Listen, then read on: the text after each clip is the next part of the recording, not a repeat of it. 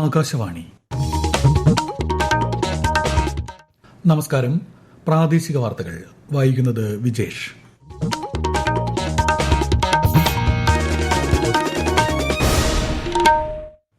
പ്രധാന വാർത്തകൾ. ആഗോളതലത്തിൽ അനിശ്ചിതത്വം തുടരുമ്പോഴും ഇന്ത്യയുടെ വളർച്ച ശ്രദ്ധേയമെന്ന് പ്രധാനമന്ത്രി നരേന്ദ്രമോദി. ജയിൽ അന്തേവാസികളെ സാമൂഹ്യ ജീവിതത്തിന് പ്രാപ്തരാക്കാനാണ് സർക്കാർ ലക്ഷ്യമിടുന്നതെന്ന് മുഖ്യമന്ത്രി പിണറായി വിജയൻ. കേരളത്തെ കാർബൺ ന്യൂട്രലാക്കുക ലക്ഷ്യമിട്ട് നീതി ആയോഗും KSEBയും സംയുക്തമായി സംഘടിപ്പിക്കുന്ന ശൂന്യ EV കോൺക്ലേവിന് തിരുവനന്തപുരത്ത് തുടക്കമായി. തൃശൂർ പാലിയേക്കരയിൽ ടോൾ പിരിവ് തൽക്കാലം തുടരേണ്ടതില്ലെന്ന് ഹൈക്കോടതി.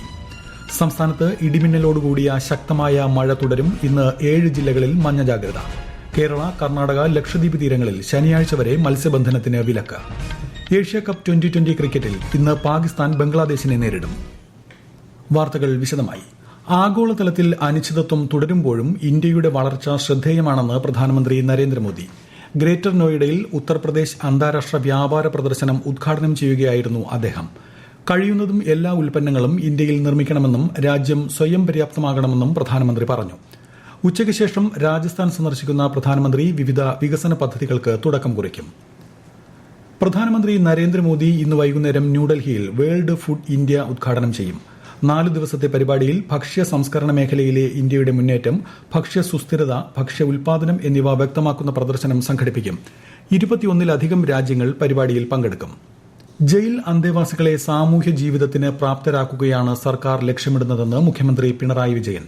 തിരുവനന്തപുരം പേരൂർക്കട SAP ഗ്രൌണ്ടിൽ അസിസ്റ്റന്റ് പ്രിസൺ ഓഫീസർമാരുടെ പാസിംഗ് ഔട്ട് പരേഡിൽ സംസാരിക്കുകയായിരുന്നു അദ്ദേഹം.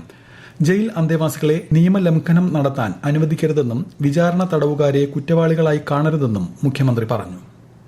പാലക്കാട് അട്ടപ്പാടി കോട്ടത്തറ ട്രൈബൽ താലൂക്ക് സ്പെഷ്യാലിറ്റി ആശുപത്രിയിലെ പൂർത്തീകരിച്ച പ്രവർത്തനങ്ങൾ മന്ത്രി വീണ ജോർജ് ഉദ്ഘാടനം ചെയ്തു.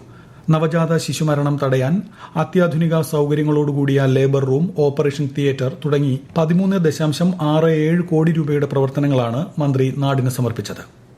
സംസ്ഥാന മലിനീകരണ നിയന്ത്രണ ബോർഡിന്റെ സുവർണ ജൂബിലി ആഘോഷങ്ങളുടെ ഭാഗമായി അന്താരാഷ്ട്ര പരിസ്ഥിതി കോൺക്ലേവ് സംഘടിപ്പിക്കും. എറണാകുളം കറുകുറ്റിയിൽ നാളെയും മറ്റന്നാളുമായി സംഘടിപ്പിക്കുന്ന പരിപാടി മുഖ്യമന്ത്രി പിണറായി വിജയൻ ഉദ്ഘാടനം ചെയ്യും. മന്ത്രിമാരായ P. രാജീവ്, MB രാജേഷ്, വീണ ജോർജ് എന്നിവർ പങ്കെടുക്കും.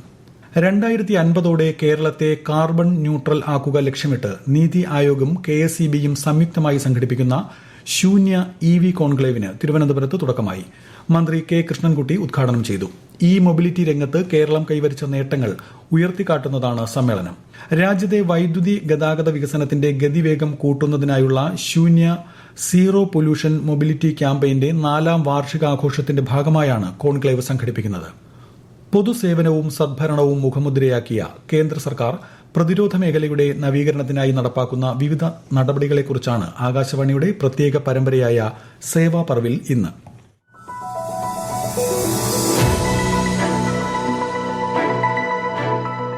പ്രതിരോധ മേഖലയിൽ നൂതനാശയങ്ങളെ പ്രോത്സാഹിപ്പിക്കുന്ന ആവാസ വ്യവസ്ഥ സൃഷ്ടിക്കുക എന്ന ലക്ഷ്യത്തോടെ 2018 ഏപ്രിലാണ് innovation for defence excellence IDX സംരംഭം ആരംഭിച്ചത്. ഗവേഷണ വികസന സ്ഥാപനങ്ങൾ, വ്യവസായങ്ങൾ, സ്റ്റാർട്ടപ്പുകൾ എന്നിവയെ ഉൾപ്പെടുത്തി പ്രതിരോധ മേഖലയിലെ സാങ്കേതിക വികസനത്തിനാണ് ലക്ഷ്യമിടുന്നത്. മഹാബലിപുരത്ത് ഇന്നൊവേഷൻ ഫോർ ഡിഫൻസ് എക്സലൻസ് ഉദ്ഘാടനം ചെയ്ത പ്രധാനമന്ത്രി നരേന്ദ്രമോദി സാങ്കേതിക വിദ്യ, നവീകരണം, ഗവേഷണം, വികസനം എന്നിവയുടെ പ്രാധാന്യം എടുത്തു പറഞ്ഞു. Government support for technology, innovation, research and development is essential for defense sector. Our technology perspective and capability roadmap has been released to help the industry in planning and initiating technology development partnership and production arrangements. ഇതിലൂടെ പ്രതിരോധ മേഖലയിൽ ഇന്ത്യക്ക് അതിവേഗം സ്വയം പര്യാപ്തത കൈവരിക്കാനാകുമെന്നാണ് പ്രതീക്ഷിക്കുന്നത്. സേവാ പർവിന്റെ ഭാഗമായി ആകാശവാണി തിരുവനന്തപുരം പ്രാദേശിക വാർത്താ വിഭാഗം അവതരിപ്പിക്കുന്ന പ്രത്യേക ചർച്ച ഇന്ന് ഉച്ചയ്ക്ക് ശേഷം 3:30 പ്രക്ഷേപണം ചെയ്യും. ചർച്ചയിൽ ഡിജിറ്റൽ ഇന്ത്യ ആധാർ മുതൽ AI വരെ എന്ന വിഷയത്തിൽ കേരള സർവകലാശാല മുൻ പ്രൊഫസറും CDIT മുൻ ഡയറക്ടറുമായ ഡോക്ടർ അച്യുത് ശങ്കർ സംസാരിക്കും. പ്രസ് ഇൻഫർമേഷൻ ബ്യൂറോ പത്തനംതിട്ടയിലെ പ്രാദേശിക മാധ്യമ പ്രവർത്തകർക്കായി സംഘടിപ്പിക്കുന്ന ഏകദിന മാധ്യമ ശില്പശാല വാർത്താ ലാബ് ജില്ലാ കളക്ടർ S. പ്രേംകൃഷ്ണൻ ഉദ്ഘാടനം ചെയ്തു. PIB കേരള ലക്ഷദ്വീപ് മേഖല additional director general V. Palanichami അധ്യക്ഷനായി. Thiruvananthapuram PIB deputy director George Mathew ഉൾപ്പെടെയുള്ളവർ പങ്കെടുത്തു. സ്വച്ഛതാ ക്യാമ്പയിന്റെ ഭാഗമായി ആകാശവാണി തിരുവനന്തപുരം നിലയത്തിൽ മെഡിക്കൽ ക്യാമ്പ് സംഘടിപ്പിച്ചു. ആകാശവാണി തിരുവനന്തപുരം നിലയം മേധാവി ഡെപ്യൂട്ടി ഡയറക്ടർ AG ബൈജു ഉദ്ഘാടനം ചെയ്തു. പരിപാടിയിൽ ശുചീകരണ പ്രവർത്തകർക്കുള്ള ഉപകരണങ്ങൾ വിതരണം ചെയ്തു. തൃശൂർ പാലിയേക്കര ടോൾ പ്ലാസയിൽ ടോൾ പിരിവ് നിർത്തിവച്ച നടപടി നീട്ടി ഹൈക്കോടതി. Justice A. Muhammed Mustaque, justice Harishankar V. Menon എന്നിവരടങ്ങിയ ഡിവിഷൻ ബെഞ്ചാണ് ഹർജി പരിഗണിച്ചത്. ദേശീയപാത 544 നിർമ്മാണ പ്രവൃത്തികൾ സംബന്ധിച്ച് റിപ്പോർട്ട് നൽകാൻ ദേശീയപാത അതോറിറ്റിയോട് ഹൈക്കോടതി നിർദ്ദേശിച്ചു. ഈ വാർത്തകൾ ആകാശവാണിയിൽ നിന്ന്. ആകാശവാണി വാർത്തകളും വാർത്താ അധിഷ്ഠിത പരിപാടികളും all India radio news Thiruvananthapuram YouTube ചാനലിലും @all India radio news Thiruvananthapuram Facebook പേജിലും AIR ന്യൂസ് തിരുവനന്തപുരം ഇൻസ്റ്റഗ്രാം അക്കൌണ്ടിലും @AIR ന്യൂസ് TVM X ഹാൻഡിലും ലഭ്യമാണ്.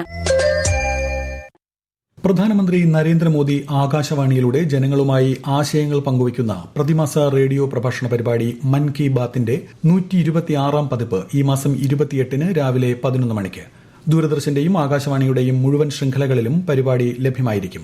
1800-117800 എന്ന toll free നമ്പറിലൂടെയും Narendra Modi app, my GOV open forum എന്നിവയിലൂടെയും മൻ കി ബാത്തിലേക്ക് ആശയങ്ങൾ അറിയിക്കാനുള്ള സമയപരിധി നാളെ അവസാനിക്കും.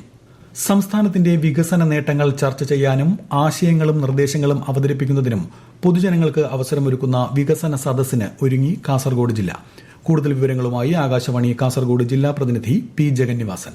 സെപ്റ്റംബർ 30-ന് ചെറുവത്തൂർ പഞ്ചായത്തിൽ തുടക്കം കുറിക്കുന്ന വികസന സദസ്സ് കാസർഗോഡ് ജില്ലയിലെ 41 തദ്ദേശ സ്ഥാപനങ്ങളിലും സംഘടിപ്പിക്കും. പരിപാടികളിൽ ജനപ്രതിനിധികളും സമൂഹത്തിന്റെ വിവിധ മേഖലകളിൽ നിന്നുള്ള പൊതുജനങ്ങൾ, വിഷയ വിദഗ്ധർ, സന്നദ്ധ സംഘടനകൾ, കുടുംബശ്രീ അംഗങ്ങൾ, ഹരിതകർമ്മ സേന പ്രവർത്തകർ എന്നിവർ പങ്കെടുക്കും. തദ്ദേശ സ്വയംഭരണ വകുപ്പും വിവര പൊതുജന സമ്പർക്ക വകുപ്പും സംയുക്തമായി സംഘടിപ്പിക്കുന്ന പരിപാടി ജില്ലയിലെ എല്ലാ ഗ്രാമപഞ്ചായത്തുകളിലും മുനിസിപ്പാലിറ്റികളിലും ഒക്ടോബർ 20 വരെ വിവിധ ദിവസങ്ങളിൽ സംഘടിപ്പിക്കും. വികസന പുരോഗതിയും തുടർ പ്രവർത്തനങ്ങളും പൊതുജനങ്ങൾക്ക് മുന്നിൽ അവതരിപ്പിച്ച് ചർച്ചയിലൂടെ അഭിപ്രായങ്ങളും നിർദ്ദേശങ്ങളും സ്വീകരിക്കും.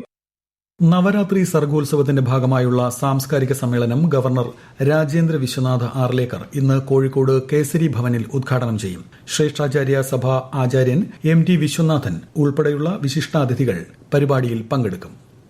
രാജ്ഭവനിൽ ഒക്ടോബർ 2-ന് നടക്കുന്ന വിദ്യാരംഭ ചടങ്ങിൽ ഗവർണർ രാജേന്ദ്ര വിശ്വനാഥ് ആർലേക്കർ കുട്ടികൾക്ക് ആദ്യാക്ഷരം കുറിക്കും. രജിസ്ട്രേഷന് 0471272100 എന്ന നമ്പറിൽ വിളിക്കാം. വിജയദശമി ദിനത്തോടനുബന്ധിച്ച് വൈലോപ്പള്ളി സംസ്കൃതി ഭവനിൽ നടക്കുന്ന ചടങ്ങിൽ K. ജയകുമാർ, അച്യുത് ശങ്കർ, രാജശ്രീ വാര്യർ എന്നിവർ ഗുരുക്കന്മാരായി എത്തും. സംസ്ഥാനത്ത് ഇടിമിന്നലോടുകൂടിയ ശക്തമായ മഴ തുടരുമെന്ന് കേന്ദ്ര കാലാവസ്ഥാ വകുപ്പ്. തിരുവനന്തപുരം മുതൽ എറണാകുളം വരെയുള്ള 7 ജില്ലകളിൽ ഇന്ന് മഞ്ഞ ജാഗ്രത പ്രഖ്യാപിച്ചിട്ടുണ്ട്. കേരള, ലക്ഷദ്വീപ്, കർണാടക തീരങ്ങളിൽ ശനിയാഴ്ച വരെ മത്സ്യബന്ധനത്തിന് പോകരുതെന്ന് മുന്നറിയിപ്പുണ്ട്. കേരള തീരത്ത് കടലാക്രമണത്തിന് സാധ്യതയുള്ളതിനാൽ മത്സ്യത്തൊഴിലാളികളും തീരദേശവാസികളും ജാഗ്രത പാലിക്കണം. ഏഷ്യ കപ്പ് 2020 ക്രിക്കറ്റിൽ ഇന്ന് പാകിസ്ഥാൻ ബംഗ്ലാദേശിനെ നേരിടും. രാത്രി 8 മണിക്ക് ദുബായിലാണ് മത്സരം. ഇന്നത്തെ മത്സരത്തിലെ വിജയി ഫൈനലിൽ ഇന്ത്യയുമായി ഏറ്റുമുട്ടും. രാജ്യത്തെ പ്രമുഖ സ്കൂൾ ഫുട്ബോൾ ടൂർണമെന്റായ സുബ്രതോ കപ്പ് നേടാൻ കേരളം ഇന്നിറങ്ങും. ന്യൂഡൽഹി അംബേദ്കർ സ്റ്റേഡിയത്തിൽ വൈകിട്ട് 6-ന് നടക്കുന്ന കിരീട പോരാട്ടത്തിൽ കോഴിക്കോട് ഫാറൂഖ് ഹയർ സെക്കൻഡറി സ്കൂളാണ് കേരളത്തെ പ്രതിനിധീകരിക്കുന്നത്. അണ്ടർ 17 കുട്ടികളുടെ ഫൈനലിൽ ഉത്തരാഖണ്ഡിലെ അമിനിറ്റി CBSE പബ്ലിക് സ്കൂളാണ് എതിരാളി. ആകാശവാണിക്ക് വേണ്ടി സുരേഷ് ബാബു തയ്യാറാക്കിയ റിപ്പോർട്ട്. ന്യൂഡൽഹി അംബേദ്കർ സ്റ്റേഡിയത്തിൽ നടക്കുന്ന കലാശ പോരാട്ടം ജയിച്ചാൽ കേരളത്തിന്റെ ഫുട്ബോൾ ചരിത്രത്തിൽ അത് നിർണായകമായ നേട്ടമായി കുറിക്കപ്പെടും. PPM മുഹമ്മദ് സലീം നയിക്കുന്ന ഫറോക്കിലെ ഫാറൂഖ് ഹയർ സെക്കൻഡറി സ്കൂൾ ഒരു മത്സരവും തോൽക്കാതെയാണ് ഫൈനലിൽ ഇടം നേടിയത്. ഡൽഹി, മേഘാലയ, ഛത്തീസ്ഗഡ്, ലക്ഷദ്വീപ്, മിസോറാം ടീമുകളെ മറികടന്നായിരുന്നു കേരളത്തിന്റെ കുതിപ്പ്. ഉത്തരാഖണ്ഡിനെതിരെ വിജയിച്ച് രാജ്യത്തെ മികച്ച സ്കൂൾ ടീമാകാൻ കഴിയുമെന്ന ഉറച്ച വിശ്വാസത്തിലാണ് കോച്ച് VP സുനീറും മാനേജർ ഷബീർ അലിയും. പ്രധാന വാർത്തകൾ വീണ്ടും. ആഗോളതലത്തിൽ അനിശ്ചിതത്വം തുടരുമ്പോഴും ഇന്ത്യയുടെ വളർച്ച ശ്രദ്ധേയമെന്ന് പ്രധാനമന്ത്രി നരേന്ദ്രമോദി. ജയിൽ അന്തേവാസികളെ സാമൂഹ്യ ജീവിതത്തിന് പ്രാപ്തരാക്കാനാണ് സർക്കാർ ലക്ഷ്യമിടുന്നതെന്ന് മുഖ്യമന്ത്രി പിണറായി വിജയൻ.